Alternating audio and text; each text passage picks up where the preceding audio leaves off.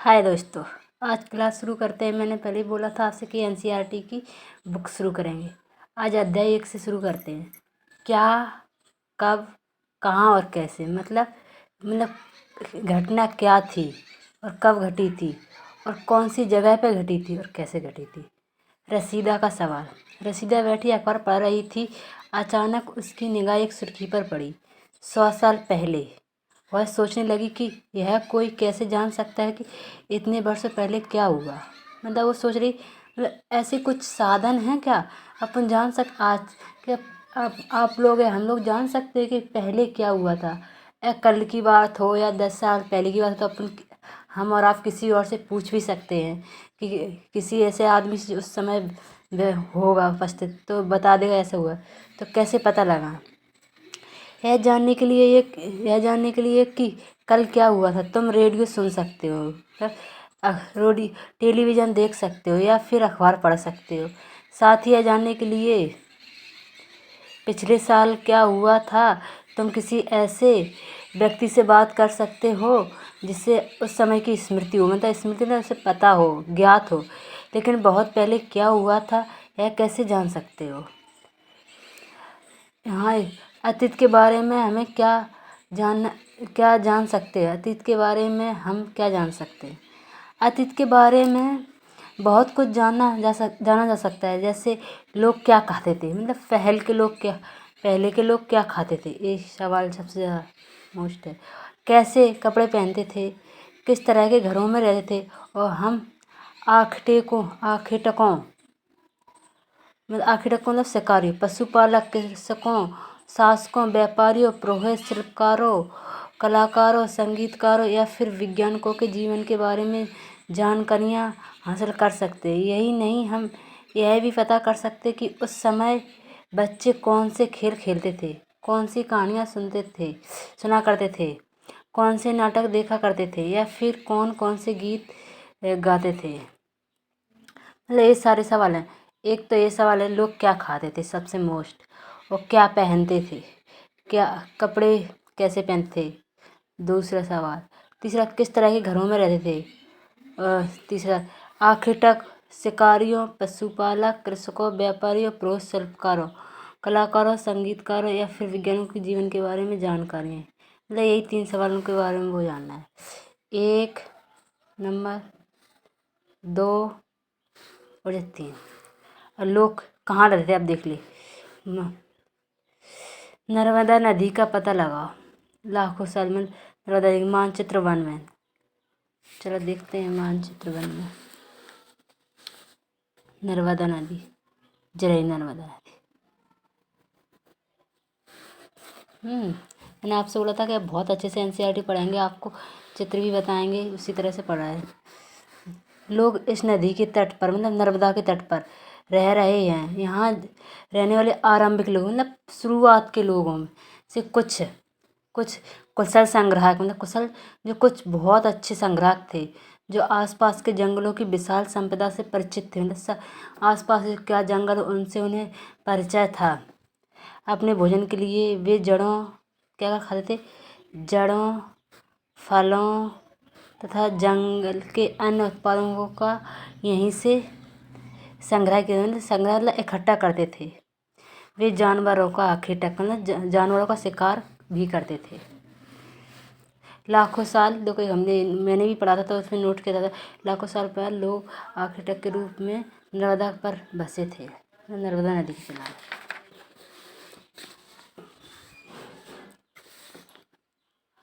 अब तुम उत्तर पश्चिम की सुलेमान और किरदार पहाड़ियों का पता लगाओ। मतलब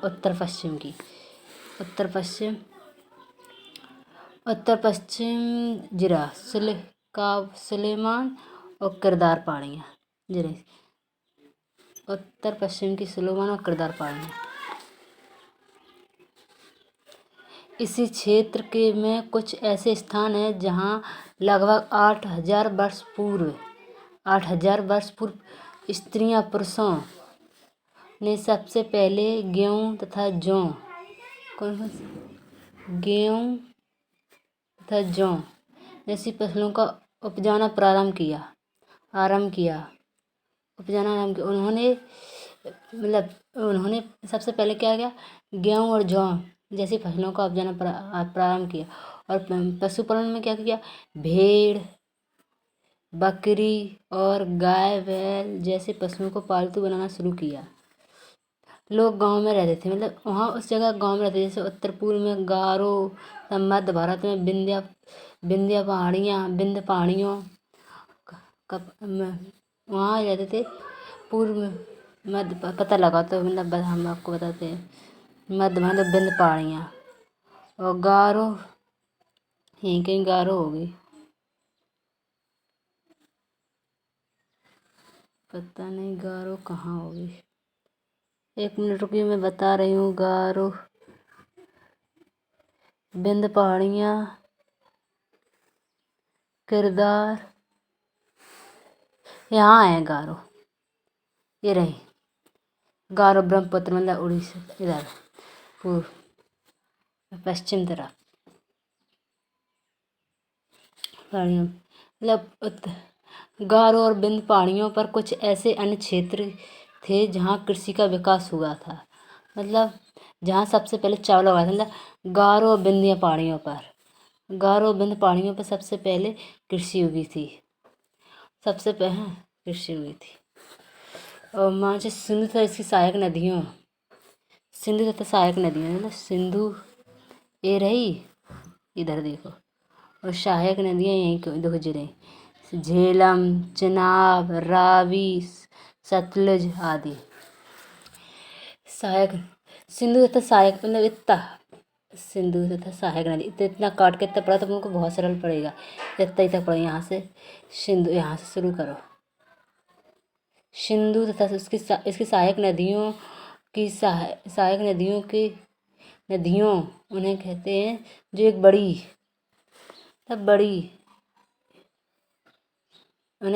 बड़ी नदी में मिल जाती हैं। अब एक काट दो इतना, मतलब क्वेश्चन बन यहाँ से, यहाँ समझ में नहीं आएगा ना आपको, यहाँ से पढ़ो। सिंधु तथा सहायक नदियों के पास लगभग 4700 वर्ष, सिंधु तथा इसकी सहायक नदियों के पास लगभग 4700 वर्ष पूर्व इन्हीं नदियों, मतलब सिंधु तथा सहायक नदियों के किनारे कुछ आरंभिक नगर फले फूले। गंगा इसकी सहायक नदियों में के किनारे समुद्र तटवर्ती इलाकों में नगरों का विकास लगभग 2500 वर्ष पूर्व हुआ। अब कोई क्वेश्चन यही पूछ से, मतलब गंगा नदी के किनारे नगरों का विकास कब हुआ, 2500 वर्ष पूर्व है। और सिंधु तथा इसकी सहायक नदियों के आरंभ कब हुआ, तो 4700 वर्ष पूर्व। ये क्वेश्चन। गंगा तथा इसकी सहायक नदी सोन, यहाँ इतना काट दो कि यहाँ तो समझ में नहीं आया। गंगा के दक्षिण में इन नदियों के आसपास का क्षेत्र प्राचीन काल में मगध कहलाता था। मतलब मगध, हाँ आपको मगध की जान। तो यहाँ है गंगा, ये रही गंगा के दक्षिण में इतनी। सोन नदी के बीच में भी है, देखो ये सोन, एक गंगा, ये सोन, इतना क्षेत्र मगध कहलाता था पहले का, मगध ऐसे ही बोला है। सॉरी। गंगा के दक्षिण में और जो इन नदियों के आसपास का क्षेत्र प्राचीन मगध, जो वर्तमान में बिहार में नाम से जाना था, इसके शासक बहुत शक्तिशाली थे और उन्होंने एक विशाल राज स्थापित किया। देश के अन्य हिस्सों में से ऐसे राज्यों की स्थापना की गई थी बहुत सारे, जैसे गंगा के दक्षिण में हैं। फिर लोगों ने सदैव उपमहाद्वीप के एक हिस्से से दूसरे हिस्से तक यात्रा की।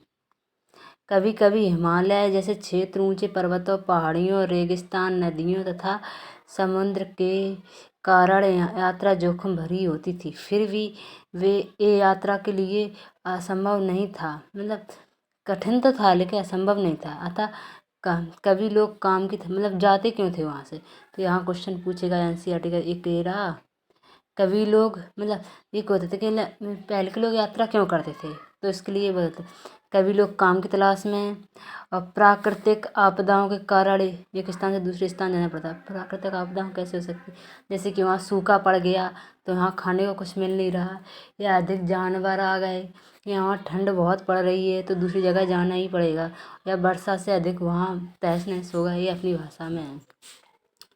इसमें दूसरे स्थान जाया करते। कभी कभी सेना कभी कभी सेनाएं दूसरे क्षेत्र में विजय हासिल करने के लिए जाती थी, मतलब युद्ध के लिए भी जाते थे दूसरे क्षेत्र में। पहले के युद्ध की भी वजह से जाते थे, विजय हासिल करने के लिए जाते थे। इसके अतिरिक्त व्यापार करने के लिए भी जाते थे। व्यापार काफिले में तो कभी जहाज़ों में अपने साथ मूल्यवान वस्तुएं लेकर एक स्थान से दूसरे स्थान जाते रहते थे। धार्मिक गुरु लोगों को शिक्षा और सलाह देते हुए एक गांव से दूसरे गांव तथा एक कस्बे से दूसरे कस्बे जाया करते थे। कुछ लोग नए और रोचक स्थानों को खोजने की चाह में उत्सुक भी यात्रा किया करते थे। इन सभी यात्राओं में लोगों को एक दूसरे के विचार को जानने का अवसर मिलता था। मतलब ऐसा है, मतलब लोग कोई क्वेश्चन पूछे, मतलब एक क्वेश्चन आ जाए आपके यूपीएससी में लिखना पड़ता है तो एक क्वेश्चन आ जाता है कि लोग एक जगह से दूसरी जगह जाने का क्या क्या करता है। तो पहले था कि मतलब प्राकृतिक आपदाएं हैं, दूसरा कारण कि मतलब यहाँ एक देश से एक जगह से दूसरी जगह पर विजय हासिल करना युद्ध के लिए, तीसरा वहाँ नई नई जगह खोज करना, चौथी मतलब व्यापार के लिए जाया करता था, व्यापार के लिए, और पाँचवीं धार्मिक गुरु को। और ऐसी चीज़ 5 मोस्ट वे हैं, मोस्ट लाइन है ये, आप याद कर लेंगे। आज लोग यात्रा क्यों करते हैं, मतलब आज के लोग, पहले के तो इसलिए करते थे, आज के लोग क्यों करते। एक बार फिर से मानचित्र को देख लो, पहाड़ियों, पर्वत और समुद्र, मतलब ये यहाँ मतलब ये समझना क्या चाहता है कि फिर से मानचित्र को देखो और समझो कि मतलब आज लोग यात्रा क्यों करते हैं, मतलब इस चित्र को देखकर। पहाड़ियों, पर्वत और समुद्र इस उपमहाद्वीप की प्राकृतिक सीमा का निर्माण करते हैं। हालांकि लोगों के लिए इन सीमाओं को पार करना आसान नहीं था, मतलब आसान तो नहीं था। देखो अब कितने बड़े पहाड़ हैं, जैसे हिमालय को देख लो, यहाँ देख लो, और उस समय रास्ता भी नहीं पता था कि मतलब कैसे है, इतनी ज़्यादा खोज भी नहीं हुई थी, तो कठिन तो था लेकिन असंभव नहीं था। और जिन्होंने ऐसा चाहा वे ऐसा कर सकें, वे पर्वतों की ऊंचाई को छू सकें तथा गहरे समुद्र को पार कर सके। उपमहाद्वीप के बाहर से भी कुछ लोग यहाँ आए और यहीं बस गए। लोगों के इस आवागमन ने हमारी संस्कृति परंपराओं को समृद्ध किया।